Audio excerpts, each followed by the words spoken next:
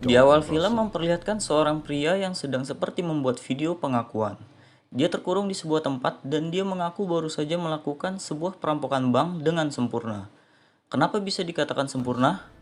Inilah Inside Man.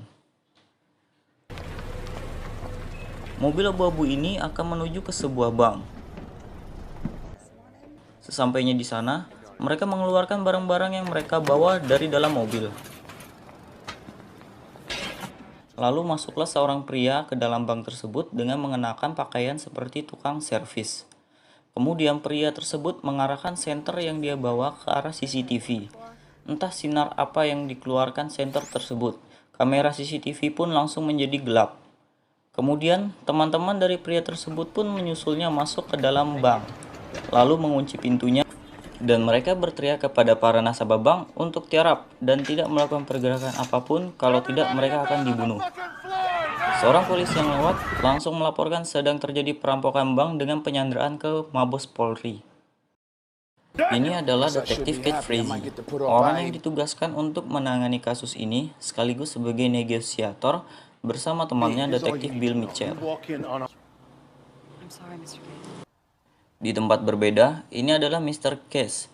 Beliau menerima info dari asistennya bahwa salah satu cabang bank yang dia miliki saat ini sedang dirampok. Dia pun langsung nyebut. Setelah sampai, detektif Frazee mencari informasi apa yang bisa didapat dari polisi yang pertama kali melapor kejadian tersebut. Cara pertama yang dilakukan para perampok adalah mereka mengumpulkan para sandranya dengan memisahkan baris antara pegawai bank dengan nasabah bank. Lalu, perampok meminta mereka untuk mengumpulkan barang-barang yang mereka bawa seperti jam, ponsel, dompet, dan kunci. Dia pun menghajar orang yang coba menyembunyikan ponselnya. Cara kedua yang dilakukan para perampok adalah mereka meminta sandranya untuk berubah lagi barisannya, yaitu memisahkan antara laki-laki dan perempuan. Setelah itu, perampok meminta untuk semua sandera melepaskan pakaiannya. Lalu perampok membagikan mereka semua baju khusus untuk dipakai.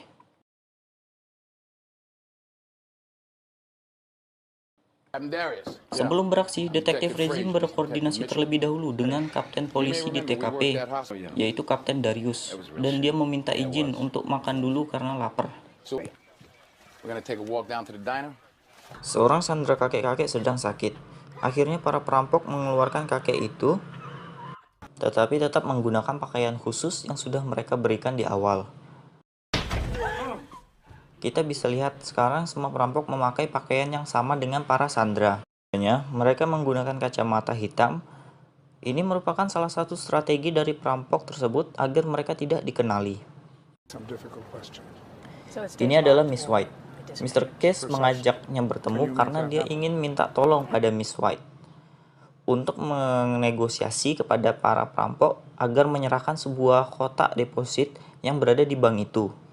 Karena bagi Mr. Case, isi dari kotak itu sangat penting dan rahasia.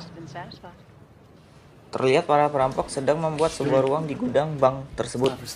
Dan mereka juga berkomunikasi, namun menggunakan inisial seperti Steve O, atau Stevie. Detektif Frazee mulai bekerja dengan menginterogasi beberapa tawanan yang dikeluarkan dari dalam bank oleh para perampok. Ada seorang lagi yang dikeluarkan, dan dia membawa sebuah benda yang dikalungkan di lehernya. Ternyata benda itu seperti tutup koper dan berisi pesan dari perampok bahwa mereka menginginkan 2 bis dengan bahan bakar penuh, 1 pesawat jet dengan bahan bakar penuh beserta pilotnya, dan sudah siap terparkir di ujung landasan pacu. Batas waktunya sampai jam 9 malam. Kalau tidak, mereka akan membunuh 1 sandera di setiap jamnya. Para perampok mengirim pesan lagi.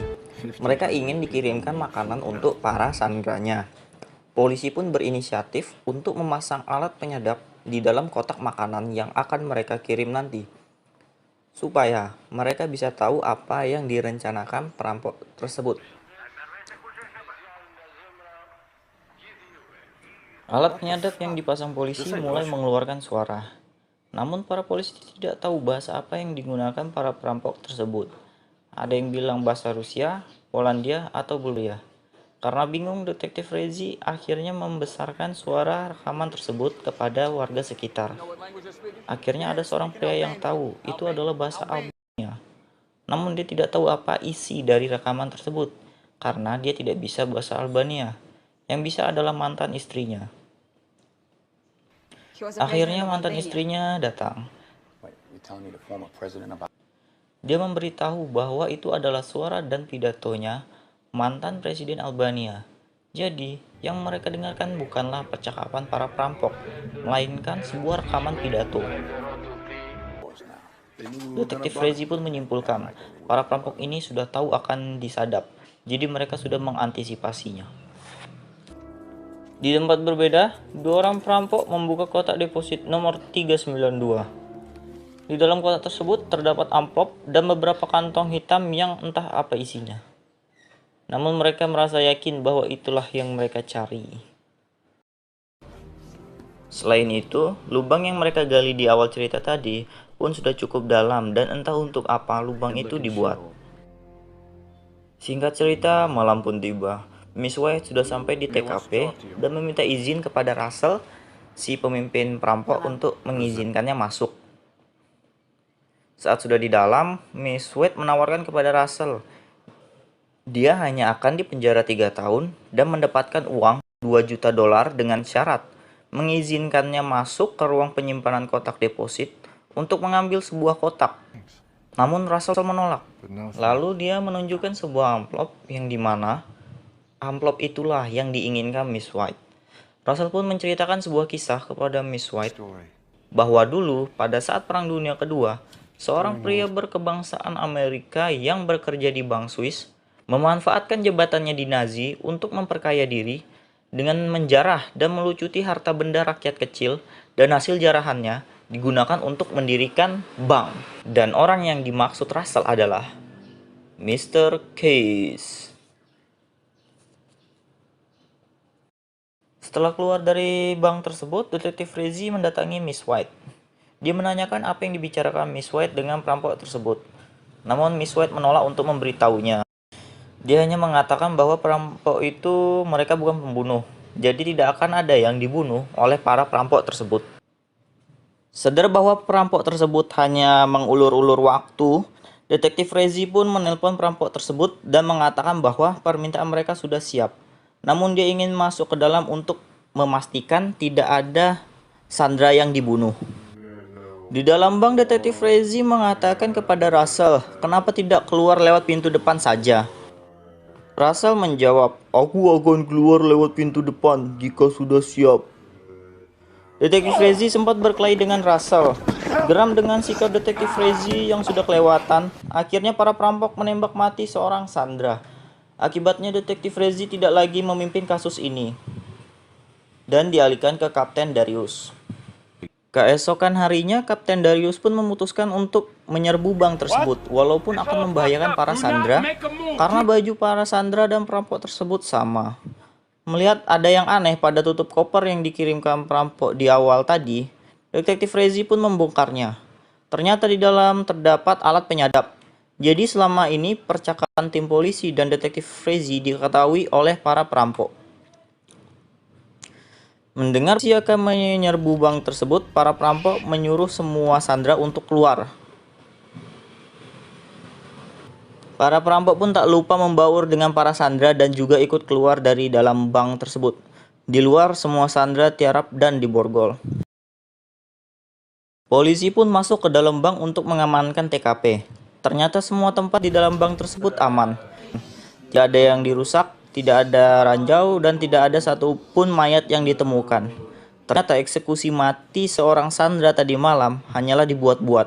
Mereka menggunakan cairan merah seperti darah. Jadi seakan-akan eksekusi mati itu terlihat nyata. Dan lucunya lagi, ditemukan senjata yang digunakan para perampok. Namun senjata tersebut hanyalah senjata mainan yang dijual di palek-palek. Setelah itu, polisi mendata semua orang yang keluar dari bank tersebut dan menginterogasinya satu-satu. Namun, ketika ada yang dicurigai sebagai tersangka, para Sandra yang lain bersaksi bahwa orang yang dicurigai sebagai tersangka adalah orang baik. berada di sampingnya ketika disandra dan lain sebagainya. Singkat cerita, karena tidak ada yang dirampok, tidak ada tersangka, atasan Detektif Rezi memutuskan untuk menutup kasus ini. Namun Detektif Rezi tidak putus asa. Dia kembali memeriksa data dari bank tersebut, sampai dia menyadari bahwa dari data penyimpanan kotak deposit, dia tidak menerima data tentang kotak deposit nomor 392. Di tempat berbeda, Miss White bertemu dengan Mr. Case. Dia pun sekarang sudah tahu bahwa isi dalam kotak 392 itu tidak hanya berisi amplop, melainkan ada banyak batu berharga yaitu berlian. Sementara amplop itu berisi dokumen atau bukti-bukti kejahatan Mr. Case di zaman dulu. Jadi jika Mr. Case berani melaporkan kasus ini, bukti kejahatan Mr. Case di zaman dulu akan dibongkar sama perampok tersebut. Detektif Rezi akhirnya mendatangi bank. Namun seorang pria seperti dengan sengaja menabrakkan dirinya ke Detektif Rezi. Tujuan Detektif Rezi datang ke bank ini hanya ingin memeriksa kotak nomor 392. Isi kotak tersebut terdapat permen karet, dan tak disangka ada sebuah cincin bermata batu berlian di dalamnya dan berlogo Cartier, Paris, London, New York. Detektif Rezi sudah mengetahui sejarah cincin itu, bahwa cincin itu adalah milik istri seorang perbangkir Paris, keluarga paling kaya di Prancis. Dan yang jadi pertanyaan Detektif Rezi adalah, kenapa bisa cincin itu berada di kotak 392 milik Mr. Case? Dan terdapat sebuah kertas bertuliskan follow the ring, yang artinya ikuti cincinnya. Detektif Rezi pun menyimpulkan, kalau dia ingin memecahkan kasus ini, dia harus mengikuti kemana cincin itu pergi, yaitu ke Mr. Case. Singkat cerita, Detektif Rezi pulang ke rumah untuk istirahat. Saat dia memeriksa kantongnya, tak disangka terdapat sebuah batu berlian di dalamnya. Dia pun teringat dengan pria yang menabraknya di bank tadi pagi. Hal yang tak terduga adalah, pria yang menabrak Detektif Rezi adalah Russell. Ternyata selama ini Russell bersembunyi di balik rak gudang bank tersebut, dengan membawa kebutuhan hidup seperti makan, minuman, dan tempat tidur. Lubang yang mereka buat di awal tadi mungkin saja tempat buang air Russell selama sembunyi di balik rak itu. Dia juga membuktikan kata-katanya kepada Detektif Rezi bahwa dia akan keluar lewat pintu depan jika dia sudah siap. Russell pun keluar dari bank dengan beberapa kantong berisi berlian. Tamat. Sebuah strategi perampokan bank yang sempurna.